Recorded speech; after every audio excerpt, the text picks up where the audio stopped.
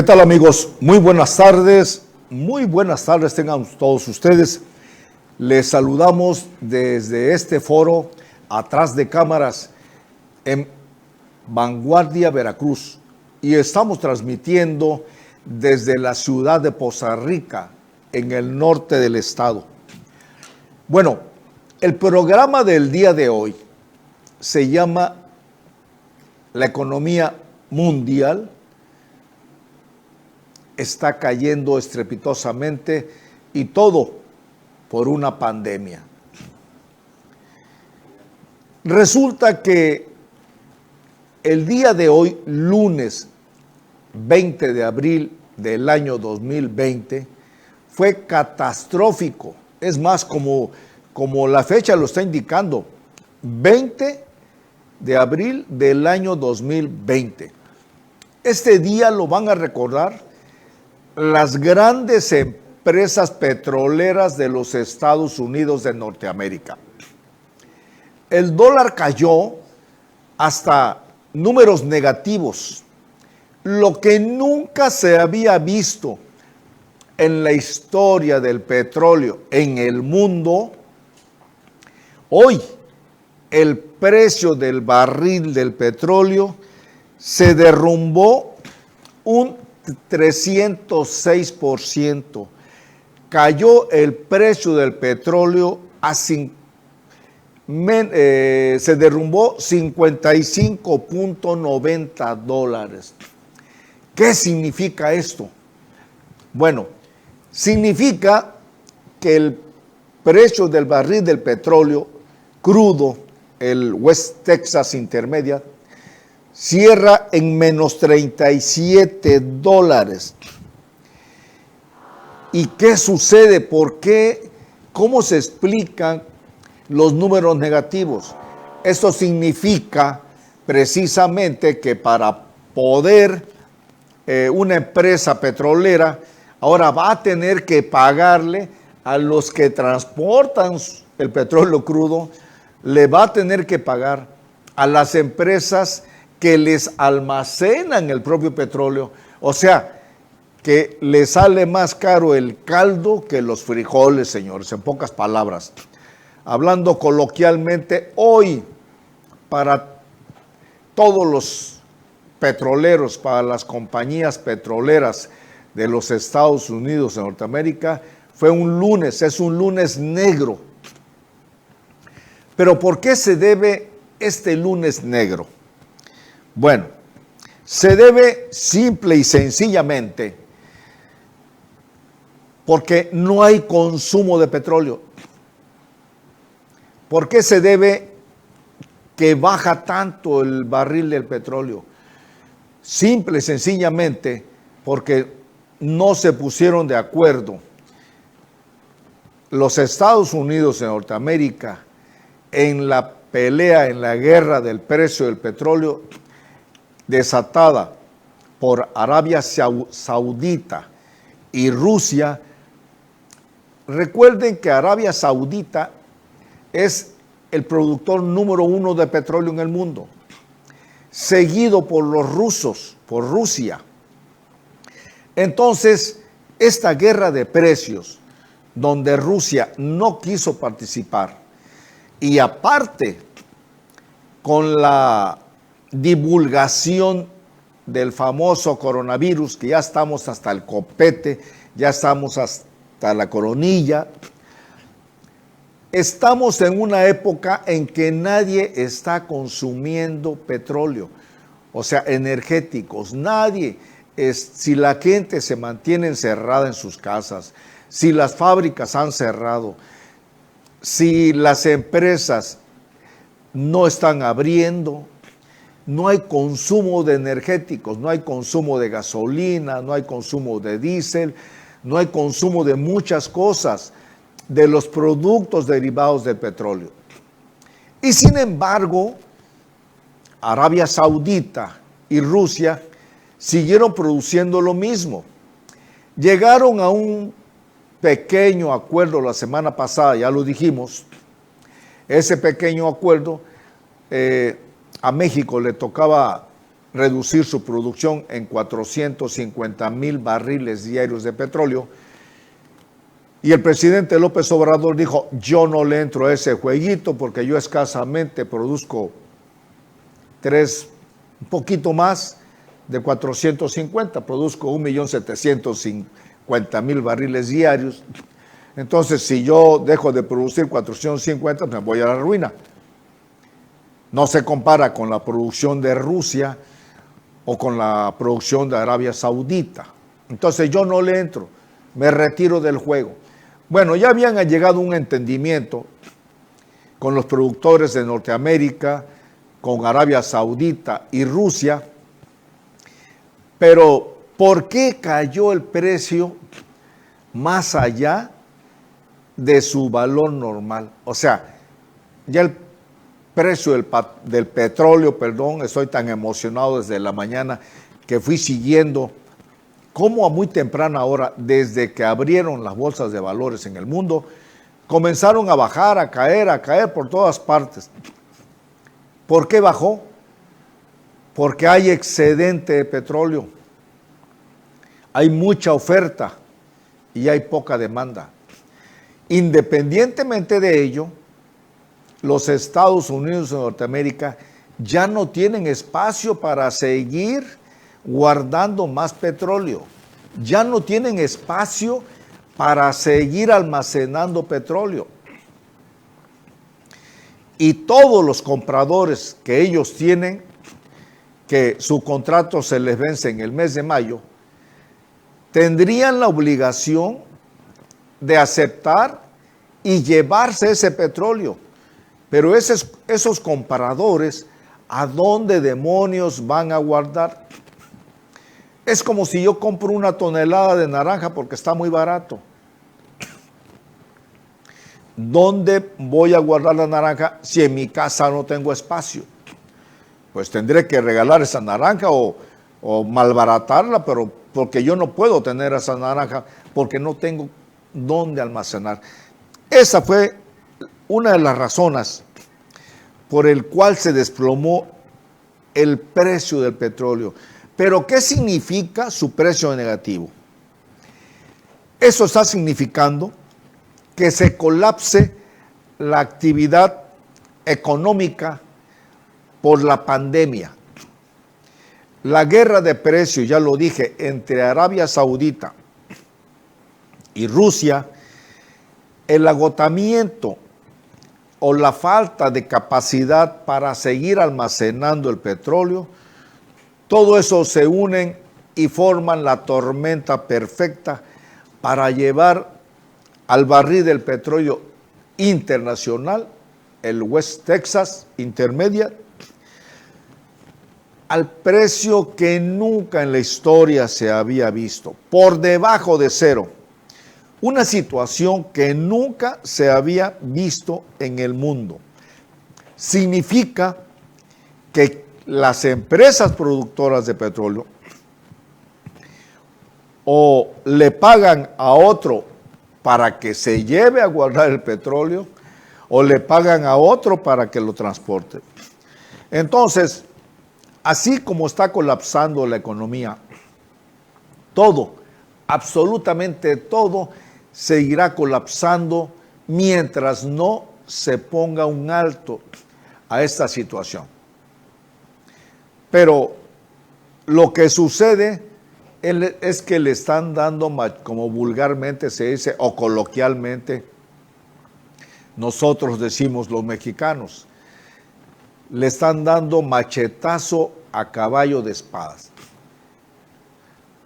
Porque resulta que en Suiza, empresas, laboratorios norteamericanos, registraron la patente de varios coronavirus. No solamente hay uno.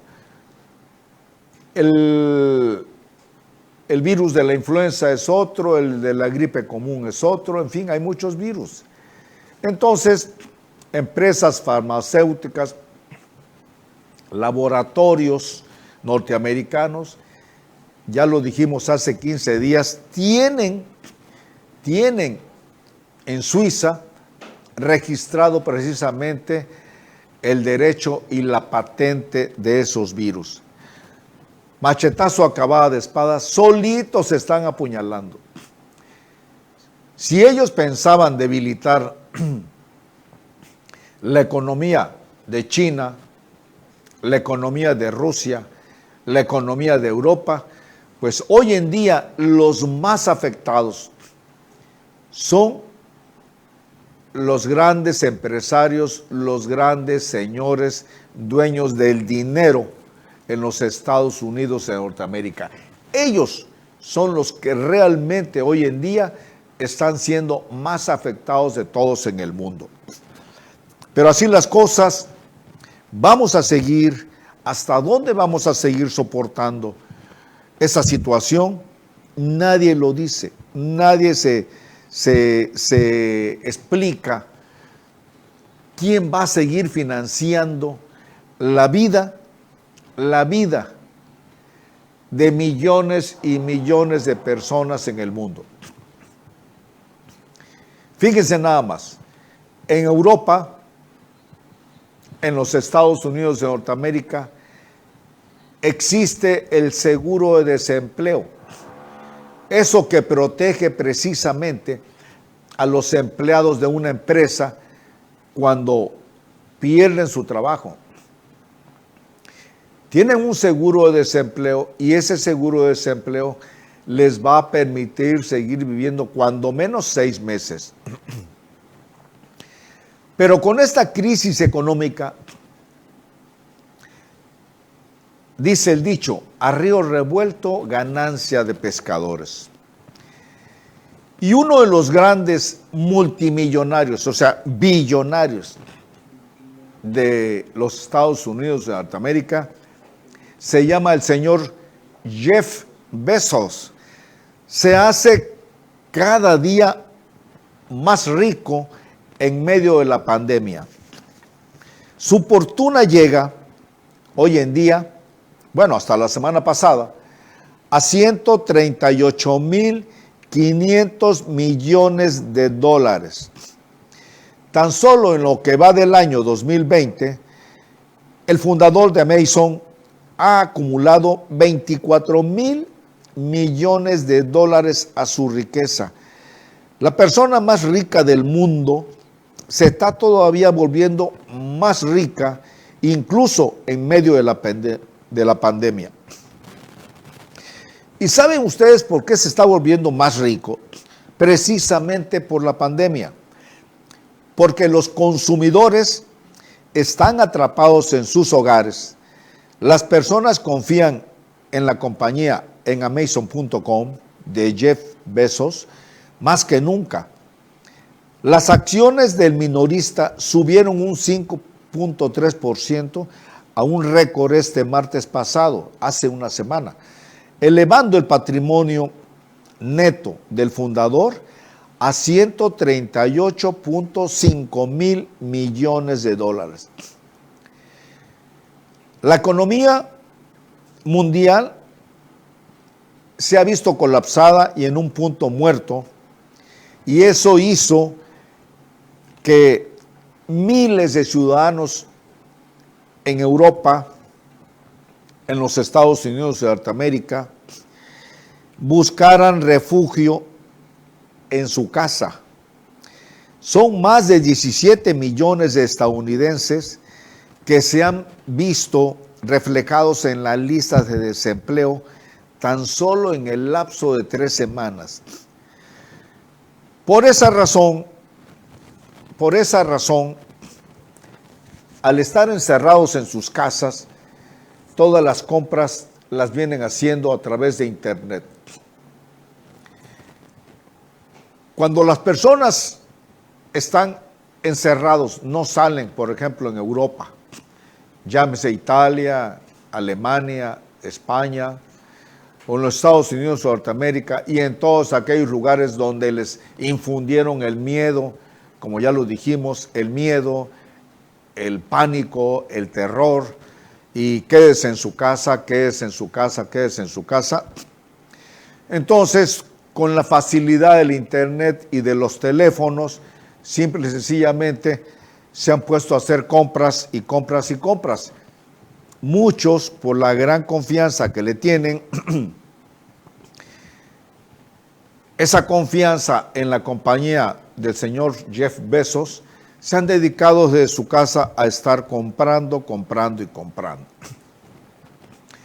Pero que ese confinamiento, así como a los grandes multimillonarios como Bill Gates, como ya lo dijimos, señor Jeff Bezos y otras compañías que venden a través de internet, los hace cada día más millonarios.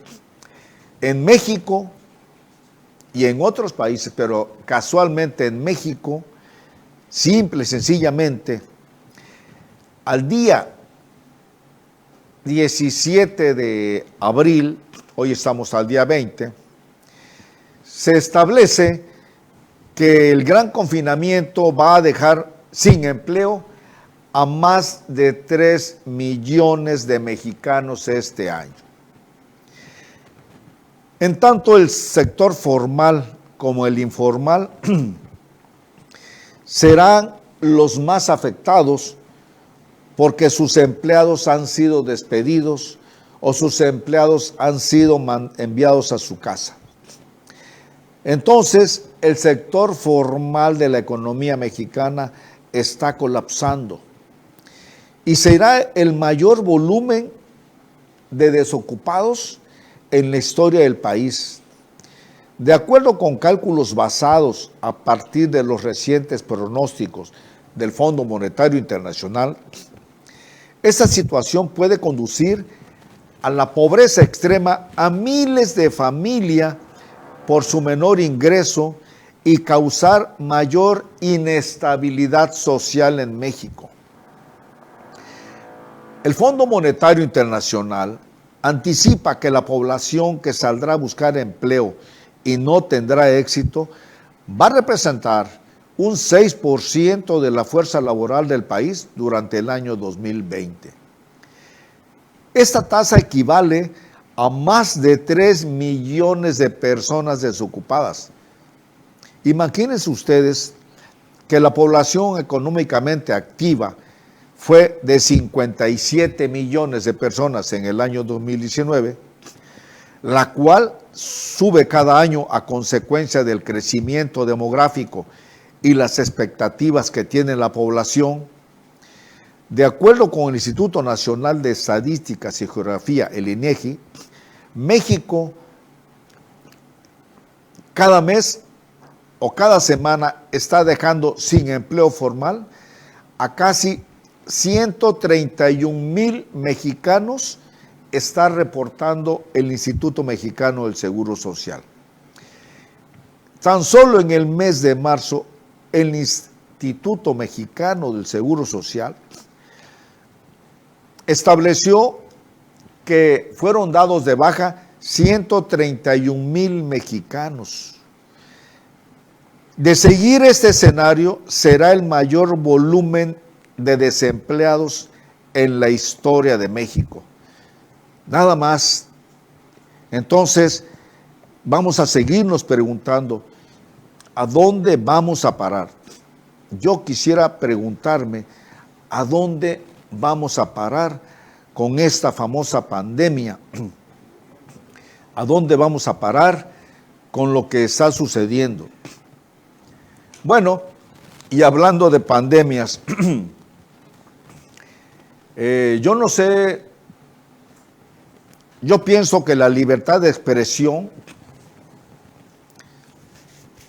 no es un acto criminal,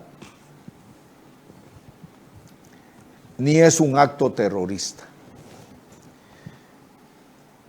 Vuelvo a repetir, como cada semana lo hago, este comentario, los comentarios que digo frente a las cámaras y en este micrófono de Vanguardia Veracruz, es exclusivamente responsabilidad de su servidor y amigo Candelario García Urbina. Lo que yo digo, lo que yo manifiesto, lo que yo pienso y se los hago saber a ustedes, es únicamente responsabilidad propia, no de la empresa Vanguardia Veracruz. Y pienso que la libertad de expresión no es un acto criminal ni es un acto terrorista. ¿Y por qué lo digo esto? Van ustedes a ver ahorita exactamente las palabras que pronunció el señor periodista Javier Alatorre.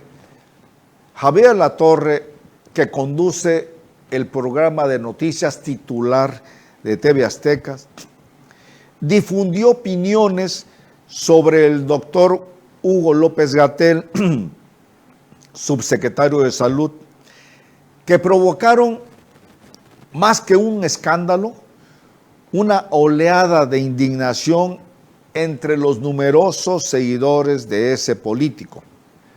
Sí, es político.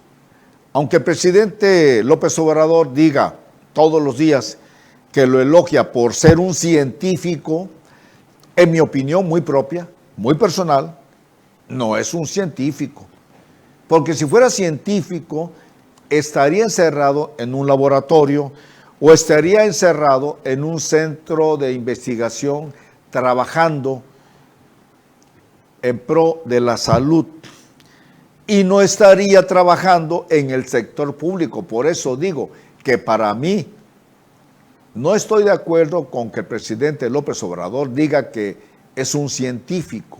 No, yo digo, para mí es un burócrata el doctor Hugo López-Gatell y es un funcionario público porque es el subsecretario de Salubridad Federal, de la Secretaría de Salud Federal. Bueno,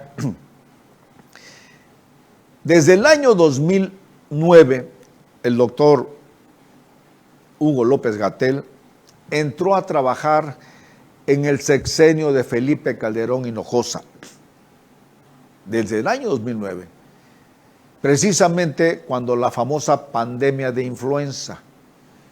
Entonces, desde ahí viene siendo funcionario, viene siendo burócrata y por lo tanto viene siendo un político. No es científico. Pues el señor Javier Alatorre cuestionó al doctor Hugo López-Gatell y vamos a pasarles el video, lo tenemos por ahí, amigos.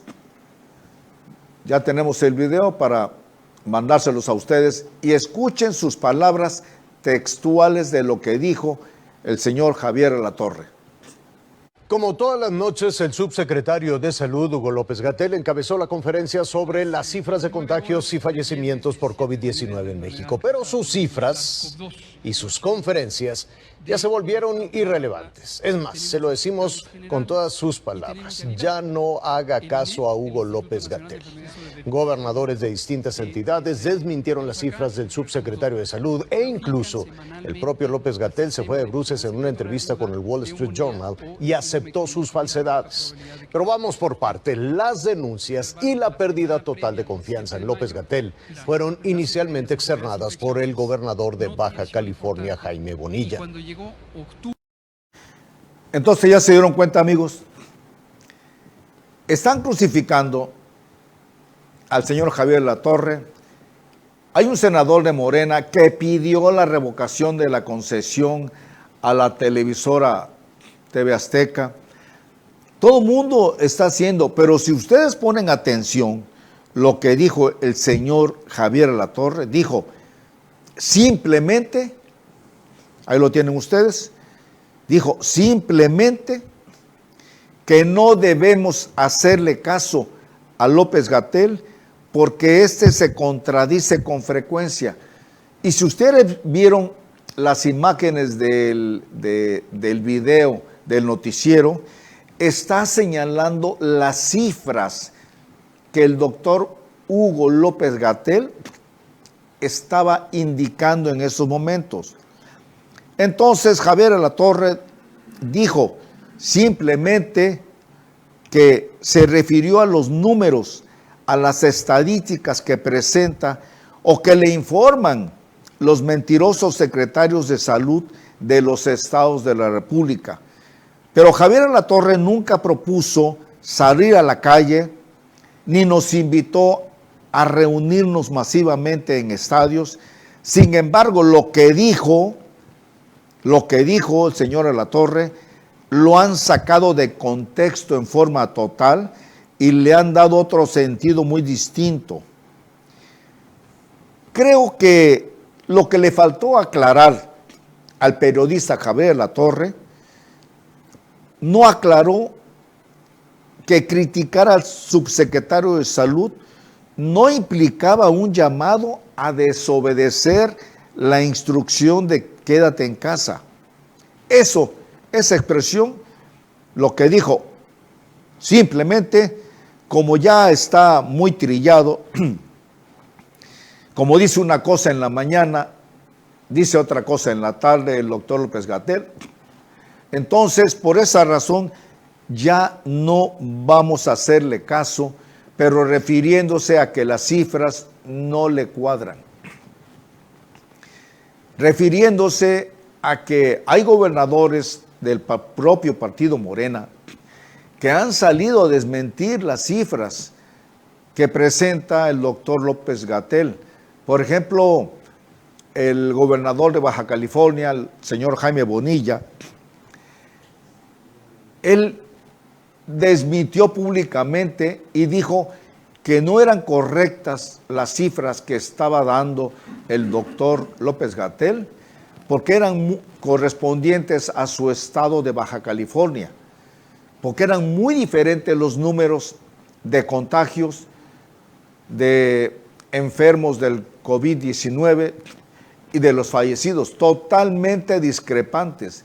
Entonces, refiriéndose a que unas cosas las dice en la mañana el doctor López-Gatell y luego en la tarde dice otras, entonces por eso a eso se refirió. Desde mi punto personal de vista, Javier Alatorre se refirió a las estadísticas, a los números. Jamás invitó a las personas a una desobediencia civil. Jamás incitó a las personas a salir de sus casas. Jamás incitó a las personas a reunirse en público, haciendo una gran cantidad reunidos. No implicaba un llamado, lo que dijo Javier Alatorre, no implicaba un llamado a desobedecer la instrucción de quédate en casa. Entonces, desde mi punto de vista muy personal y muy particular, calificar de criminal el criterio manifestado en público, por equivocado que sea, si le decimos criminal, pues entonces estamos invitando al gobierno que nos ponga una mordaza y restrinja o limite la libertad de expresión, lo que sería el inicio de un autoritarismo. Pero ¿fue irresponsable el señor Javier Alatorre? Sí lo fue. Entonces, ¿por qué lo fue? Porque no aclaró su punto de vista de que solamente se refería a los números, a las estadísticas. La pregunta para ustedes, recuerden que estamos en el programa de Entre Palabras con García Urbina, en Vanguardia Veracruz, que usted puede seguir a través de todas las redes sociales como Facebook. ¿Usted considera que lo antes dicho por el señor Javier Alatorre fue un acto criminal? ¿Fue un acto de desobediencia civil? ¿O fue un acto terrorista? ¿Usted lo considera? Mándenos, por favor, mándenos todos sus comentarios. Fíjense nada más. El actual presidente de la Suprema Corte de nuestro país, el ministro doctor Arturo Saldívar Lelo de la Rea, dijo cuando tuvo que juzgar un caso de abuso de libertad de expresión, esto fue lo que dijo el ministro: el debate en temas de interés público debe ser desinhibido, robusto, abierto, pudiendo incluir ataques vehementes, cáusticos, desagradablemente mordaces sobre personajes o público. En general, ese debate de ideas que puedan ser recibidas desfavorablemente por las personas que sean nombradas en ellas, o sea, por sus destinatarios, y la opinión pública. Estas son las demandas de una sociedad plural, tolerante y abierta, sin la cual esta libertad de expresión no existiría en una verdadera democracia. Esto fue lo que dijo el presidente actual de la Suprema Corte de Justicia de la Nación Mexicana. Entonces, dijo que era un exceso criminalizar las opiniones de los periodistas, y esas opiniones muchos, pero muchos lo han hecho a través de Twitter. Bueno, pero también quiero decirles algo a ustedes.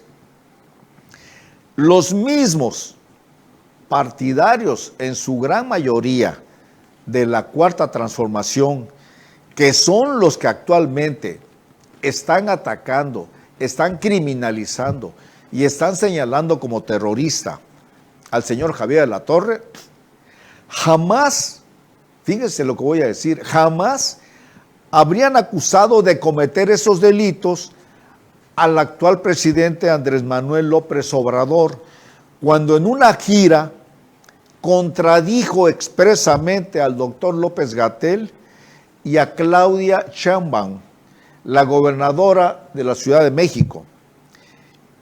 ¿Qué fue lo que dijo el presidente López Obrador? Le pidió a la gente no estar apanicadas y le pidió a la gente salir de sus casas. Y dijo textualmente así, fue publicado en varios periódicos a nivel nacional y lo criticaron, pero no lo criminalizaron al presidente López Obrador.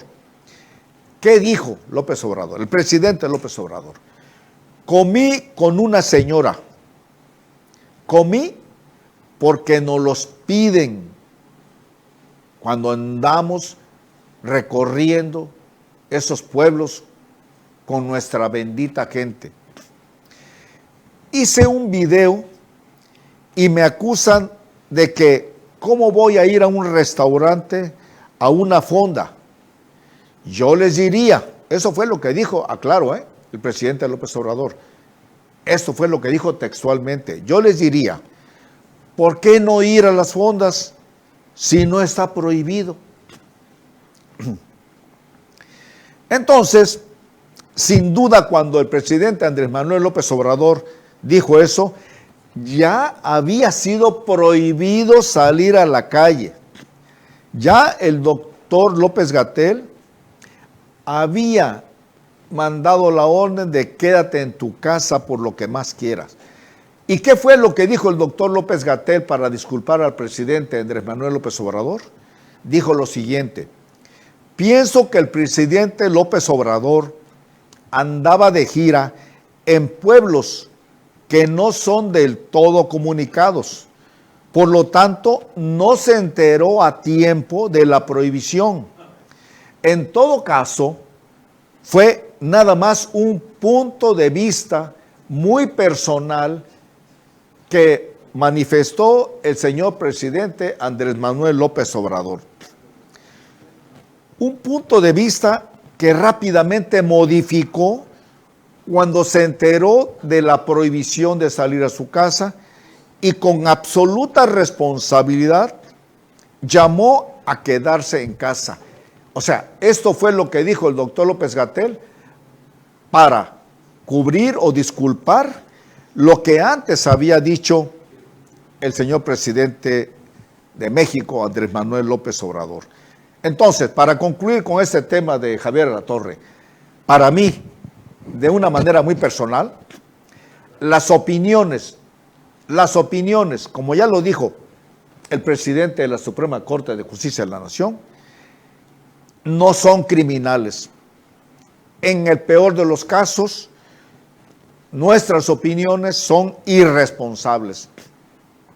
Yo creo que Javier Alatorre cayó en eso, en una irresponsabilidad, pero jamás de los jamases lo hizo de mala fe y sobre todo lo hizo para de una desobediencia civil. Bueno, pero entre todo la pandemia y con lo que estamos ya a punto de terminar este programa, solamente les quiero decir que ya el presidente López Obrador, la Secretaría de Hacienda y Crédito Público y el señor secretario en Santiago Nieto,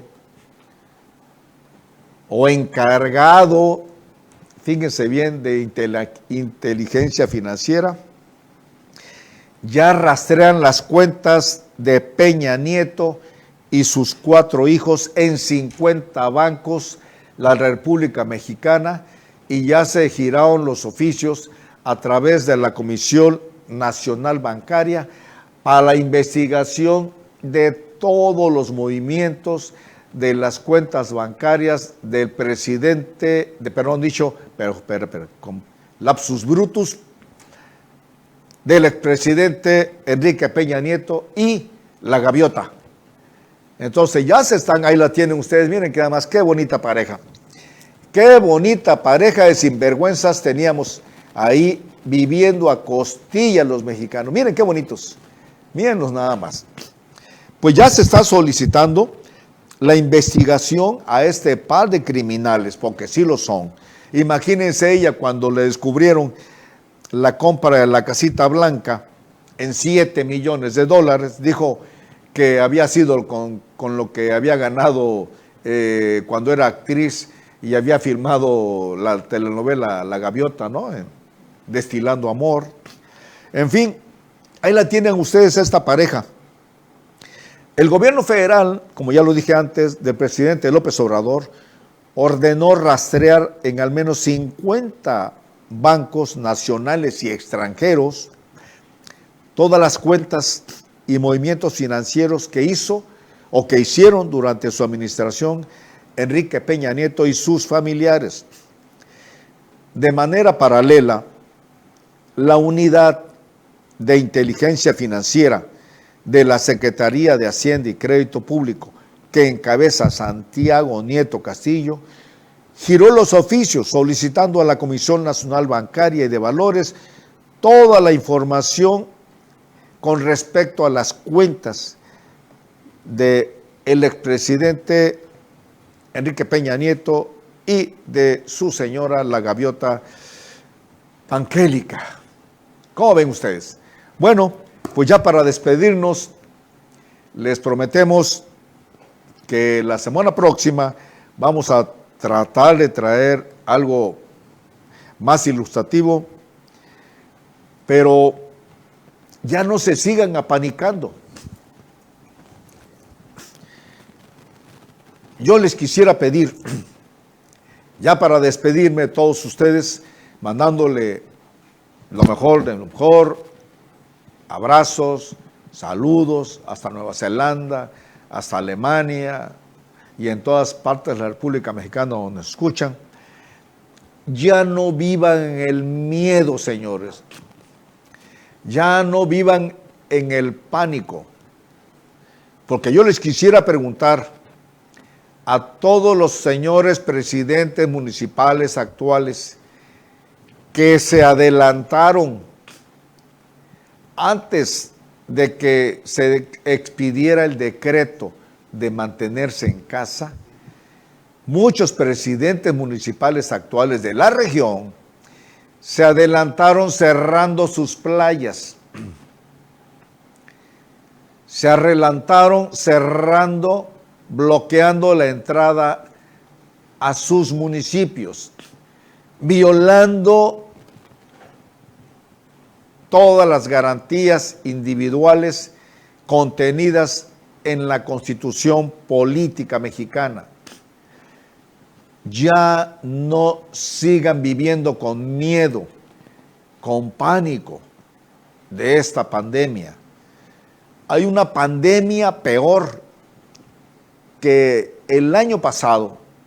El año pasado Veracruz, y hoy en día sigue siendo el primer lugar nacional, el año pasado cerramos con 10,197 contagios de dengue. 10,197 personas contagiados de dengue. Después de que el señor secretario de Salud del gobierno de Veracruz dijo que eso era un cuento chino, que no, el dengue no existía, por eso la ineptitud, no existiendo el dinero en las arcas de la Secretaría de Finanzas en Veracruz, no mandaron a fumigar. Por eso Veracruz cerró con el primer lugar nacional y sigue siendo el primer lugar nacional. Veracruz es hoy en día, deshonrosamente, gracias a la ineptitud del señor Roberto Ramos Alor, secretario de Salud Pública en el estado de Veracruz. Veracruz es el primer lugar nacional en dengue, primer lugar nacional en muertos, en fallecidos. Y jamás durante el dengue nos han dicho que nos embarremos de repelente o que andemos con mangas hasta acá o que nos cubramos, no. Y muertos, fallecidos por el dengue, han sido 1000 veces más que los fallecidos, los 10 fallecidos. ¿Cuánto llevamos de los que llevamos ya en Veracruz? Por favor, han fallecido de todo, menos de lo que dicen, pero en fin, han fallecido más de dengue que del famoso coronavirus. Amigos, ahora sí, ya me despido. Un abrazo muy fuerte para todos ustedes. Sean muy felices, vivan sin miedo, disfruten el cada día, porque no sabemos si nos vamos a resbalar, vamos a caer y nos vamos a matar. Así que, buenas tardes, sean muy felices. Un abrazo desde aquí para todos ustedes.